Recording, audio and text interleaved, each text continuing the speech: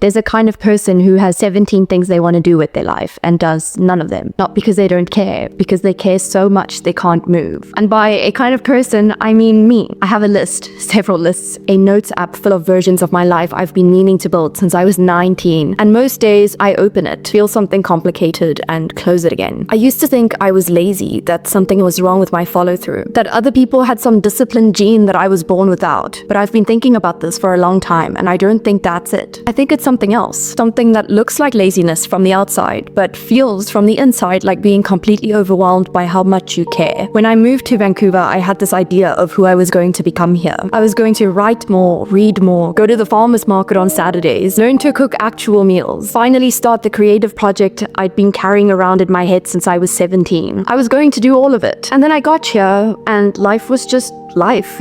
There were groceries and deadlines and a particular exhaustion of building a new world from scratch in a city where you don't know anyone yet. And all of those things I was going to do stayed in the list. But here's what I noticed. It wasn't that I stopped wanting them. I wanted them more. I thought about them constantly. The wanting got louder the less I did. And that's when the spiral starts, right? You want to do the thing, you don't do the thing, you feel bad about not doing the thing. You want to do even more things to compensate. You feel even more overwhelmed, so you do even less. I've talked to so many people my age about this, and it always sounds some version of the same thing. I don't know which direction to go, so I go nowhere. I have too many ideas and can't commit to any of them. I want to start, but I don't know where. And what strikes me every time is that none of these people are lazy. They're some of the most driven, ambitious people I know. The ones with the most ideas, the most wants. That's not a coincidence. There's a psychologist named Barry Schwartz. In 2002, he and his colleagues published a study, Maximizing versus Satisficing. Happiness is a matter of choice. And what they found was this. Some people are maximizers and some people are satisficers. A satisficer is someone who, when faced with a choice, looks for something good enough, something that meets their criteria. They find it, they choose it, and they move on. A maximizer is someone who needs to find the best option, not a good option, the optimal one. So they keep looking, they compare, they weigh, and the more options there are, the harder it gets. Because with every new option comes the possibility that the one you chose wasn't actually the best. Schwartz found that maximizers across 7 different studies scored lower on happiness, optimism, and self-esteem, and higher on depression, perfectionism, and regret than satisficers. Not because they were less capable, because they cared more about getting it right. And here's the part that hits me. The paralysis isn't about the thing you want to do. It's about the fear of choosing the wrong thing. The fear that if you commit to this path, you're closing the door on every other path. That you'll get 5 years in and realize you chose wrong. And the other version, the one where you made a different choice, would have been better. So instead of risking that, you choose nothing at all. You keep all the options open and stay in the planning stage where nothing is ruined yet. It's not laziness, it's a very rational response to the fear of regret. But here's what it costs you. The thing about keeping all your options open is that it feels like freedom, like you're protecting yourself, like you haven't failed yet because you haven't really tried yet. But what you're actually doing is trading the possibility of regret for the certainty of stagnation. And stagnation has its own regret. It's just quieter. It builds up in the background instead of arriving all at once. I think about this a lot in relation to creative things specifically. The writing, the project, the ideas that have been living in my notes app for years. Because there's something particular about creative work and maximizing. When you're a maximizer with creative ambition, every piece of work you make is being compared in your head to the ideal version of it that exists in your imagination. And the ideal version is always better than what you can actually produce. So you don't produce anything. Because why would you make the imperfect version when the perfect version exists in your head? Mary Oliver wrote, "Tell me what it is you plan to do with your one wild and precious life." I used to read that as an inspiring question. Now I read it as a slightly terrifying one. Because what it's really asking is, are you going to spend your one wild and precious life planning what to do with it? The research on maximizers also found something else. They adapt more slowly to their choices, even when they make a good decision. They spend longer second guessing it. They're more likely to imagine how things could have been different. They get less pleasure from what they choose because they're still thinking about what they didn't choose. Which means the problem isn't just that maximizers don't start. It's that even when they do, they can't fully be in it. A part of them is always trying to be somewhere else. I recognize this in myself. I'm in the middle of something good and I'm already thinking about the next thing, already planning the pivot, already half gone. And I think this is the real cost of wanting everything. You're never fully anywhere. Here's what I've been trying to sit with. The version of your life that exists in your imagination. The one where you did everything, chose perfectly, closed no doors. That version doesn't exist. It has never existed. It will never exist. Not because you're not capable, because no one is. Because life is sequential, not parallel. You can't live 5 lives at once. You can only live this one, in this direction, with these choices. And the question isn't which path is the best one. The question is, which one are you willing to be in fully? I've started to think of the list differently. Not as a set of obligations I'm failing to meet, not as evidence of everything I'm not doing, but as proof that I'm someone who wants things, who cares about things, who has more aliveness than one life can hold. That's not a problem to solve. That's just what it means to be someone with a lot of heart. The doing nothing isn't laziness. It's the weight of caring too much about getting it right. It's the paralysis that comes from knowing your time is finite and not wanting to spend it wrong. But here's the thing about finite time. Spending it in the planning stage is spending it. The life is happening right now while you're waiting to start. We are all maximizers in a world that gave us too many options and not enough guidance on how to choose. We were handed infinite possibilities and told that that's freedom. And it is, kind of, but it's also a very particular kind of paralysis that nobody warned us about. You are not broken. You are not lazy. You are someone who wants a good life and is terrified of choosing the wrong one. And that's not a character flaw. That's just being alive and paying attention. I'm gonna be honest with you, I don't have a clean ending for this. I still have the list. I still open it and feel the weight of it. I still have days where I'm doing nothing because I can't figure out how to do everything. But I've started to ask myself a different question. Not what's the best thing to do, because I don't know and I won't know until I'm already in it. But what's the one thing I could actually do today? Not the optimal thing, not the thing that closes the fewest doors, just the one small thing that moves me a little bit forward in some direction. Barry Schwartz found that satisficers, the people who choose good enough and move on, are not less ambitious than maximizers. They're not settling. They just made peace with the fact that good enough, done, is worth more than perfect and waiting. I'm trying to learn that. I'm trying to be someone who starts the imperfect thing instead of waiting for the conditions to be right for the perfect one. Because the conditions are never going to be right, and the list will never get shorter by looking at it. If you're sitting with your own list right now, the things you want to do, the life you keep needing to build, I just want you to know the wanting isn't the problem. The wanting is the whole point. You just have to pick one thing, not the best thing, just one thing, and start.